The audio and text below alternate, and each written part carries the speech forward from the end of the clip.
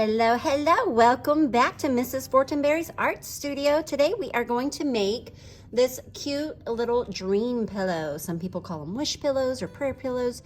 You can put your thoughts or wishes inside this little pocket. It could also be used for a tooth pillow. So lots of fun uses, and you could use whatever color fabric you want. I'm using fleece because the edges do not fray. And so you're going to need, I started with a template. So I cut a piece of 4.5 by 4.5 paper. This one's a little bit bigger, but we're gonna make this one today a little bit smaller. And this one is about 2 by 2. So this is for the pocket. And I use that to cut out 2 pieces of fabric, larger fabrics, and then a smaller piece of fabric for my pocket. You're gonna need a button, some stuffing, a needle, and some thread. Let's get started. So the first thing you need to do is thread your needle. So I'm gonna pull a nice long string here, not too long because you wanna be able to work with it. And then I'm going to put the string through the eye of the needle, just like so. If your end of your string gets really fussy and kind of frayed like this, and you can't get it through the eye of the needle, just clip it off so that you can stick it through. Sometimes you will get it on the first try and sometimes you won't. Don't give up. Okay, so I pulled the string through the eye of the needle, but I'm not pulling it all the way. I just want to leave a little tail. So I would measure probably about the length of your hand, leave a little tail hanging there. And then the long end, you need to tie a knot. So what we're gonna do is we're going to cross it, so a little loop-de-loop, and my piece on the bottom, I'm going to put through the loop. So now I have kind of like a little pretzel shape there, you see that?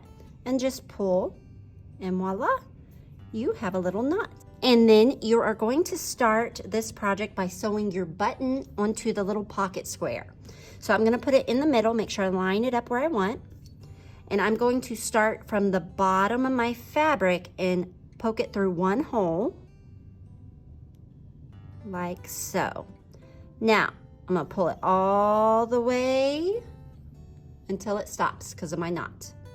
Now, one thing with buttons, you might have a button that has less holes than this. This one has 4. If you only have 2 holes, you're just gonna go back and forth between both holes. If you only have 1 hole, then you'll have to loop through the 1 hole. So I have 4 holes, so I'm gonna create an X design on my button. So I'm gonna go diagonal. I'm gonna go through my diagonal hole and I'm gonna go down and pull it all the way through. Be careful not to let your little tail come out of your needle. You wanna make sure that that stays put. Okay, so that's nice and taut. And then I'm going to try to get my needle through an empty hole. So I'm gonna poke it through the bottom, pull it up, and go diagonal.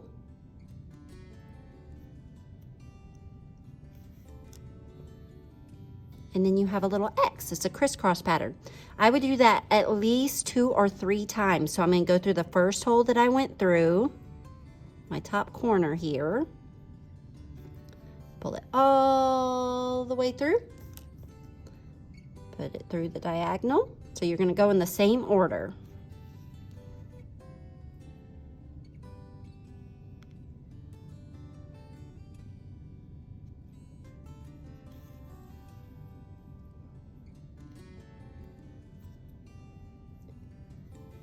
And this button is just for decoration. So I think 2 strings are pretty good. This is a pretty sturdy string, 2 stitches, I mean.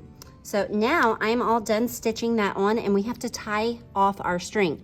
So I'm on the back of my fabric. I'm going to loop it through one of my stitches, and I'm gonna pull until I have a little loop left. See that loop? Now I'm gonna take my needle and go through it. I'm going under, and I'm gonna pull to create a knot, and I wanna do that at least 1 more time. If you're not sure you did it correctly, do it a 3rd. Better to be safe than sorry. Pulling slowly, I have a loop. I'm gonna loop my needle through and pull, and voila. And now you're gonna cut it off. And now we are ready to sew onto our top fabric. So whichever fabric is going to be the top fabric. I have 2 matching pieces. On yours, you might choose a different solid piece. I think that looks pretty good. You can have a different color on the back or different fabric on the back. And I'm going to place my pocket square wherever I want it. The center I think looks really good. Now I still have a lot of string left, so I'm gonna continue using this one. I need to retie my knot. So again, create that little cross pattern, take your end and go through the loop and pull. All right, so now I'm going to do what's called a running stitch.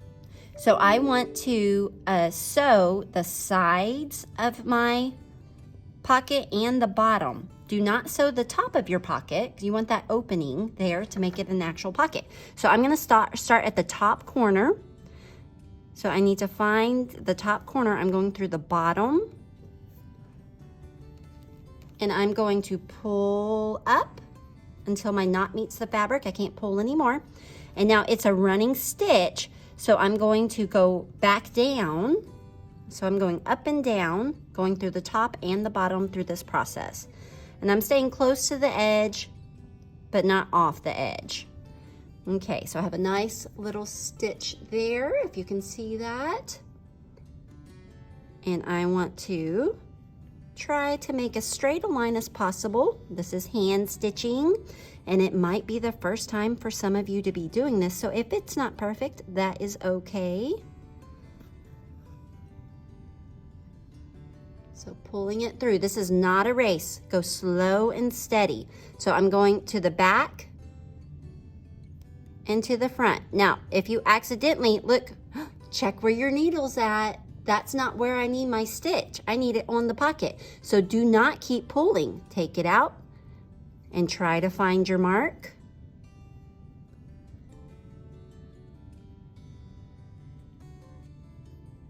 Check where your needle is before you pull it completely through.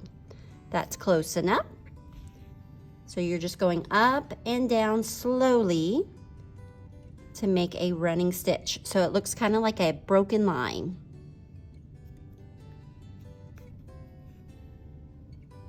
And I'm going to continue doing this all the way around and stop here.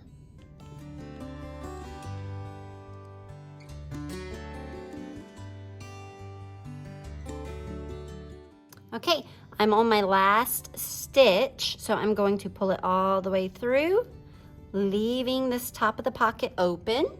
So now I'm going to tie it off. I'm gonna flip it over, and I'm going to go through my last stitch and pull it through till I have a loop.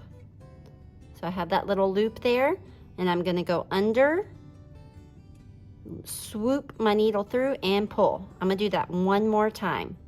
Go through my last stitch till I have a loop, swoop it under and pull. And then I need to cut off my thread. See, I have a little bit left, so I don't want to waste my string. I'm going to retie a knot at the bottom before I start sewing my next step. Voila. Okay, so now I need to line up my fabric as best as possible. And check your fabric. If it's a little bit off, you can, or a lot off, if it's a lot off, you can trim the edges so that they match a little bit better. If it's really close, don't worry about it. We can trim it after we start sewing if we need to. Okay, so now we are going to switch our style of stitch. This was a running stitch. Now we're gonna do what's called a whip stitch. It's also called an overstitch or a spiral stitch, whatever you wanna call it, it's the same one. You always start from the bottom of your fabric. So I'm gonna start at a top corner, just like I did on the pocket, but this time we're going to sew all the way around and leave just a little space for an opening so we can add our stuffing before we close it off. So I'm gonna start from the bottom and pull up, and then I'm gonna go back to the bottom. So with the running stitch, you went from the top from the bottom, from the top, you went back and forth. This one, you're gonna swoop it back to the bottom of your fabric and pull, so it's looping around the edges, right? It's spiraling around or whipping around. Now, I moved my fabric a lot. Look what happened. It's a little bit off, so I'm gonna straighten it up like so. Go back from the bottom, come up, pull. Very slowly so that you don't pull your tail out. All right, go from the bottom and up. All right, now one thing I do see my students do that kind of messes them up, and it's a really easy fix if you do this. They go from the bottom up, that's correct, but look where my string is. It's in front of my needle. And so now my needle is in the middle of the stitch.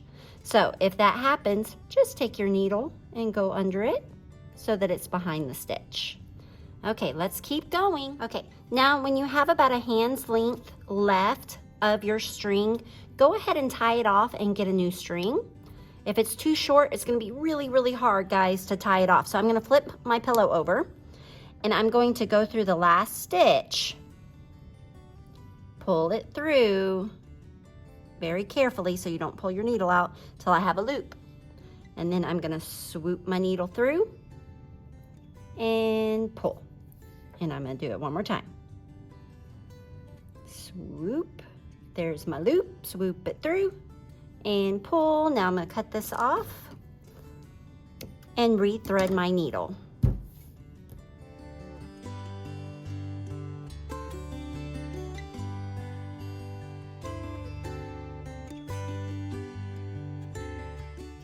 So now I have a couple of inches left to sew. So we want to leave that gap open. Leave your needle and your thread. We're going to sew it up in just a minute. Now here's the fun part, the stuffing. So you're just going to take a little bit at a time and gently push it through. And you want to get it in. If your needle falls out, that's okay. We can always rethread it. Push it down into the corners. So you want to fill your corners up a little bit at a time. Trying not to undo your stitches.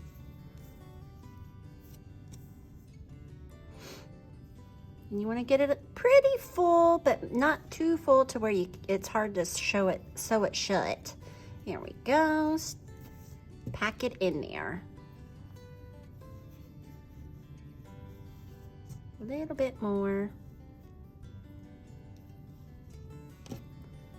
Okay. That looks pretty fluffy. Oh, I'm loving how this turned out. Okay, so now I'm ready to sew it shut. So I'm gonna push my stuffing down. I can re-fluff it later. And I'm going to squeeze my fabric shut. And I will continue sewing it shut. Just a few more stitches to go.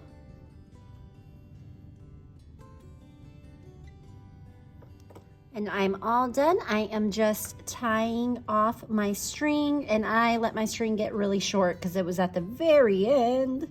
So I have to be very careful that I don't lose my string in this. There we go. So I did a double knot and voila, we're all done. So all we need to do is re-fluff it, move that stuffing around and trim off any straggling strings here. And I am loving how my little dream pillow turned out. What little wishes or dreams could I put in my pocket? I hope they come true.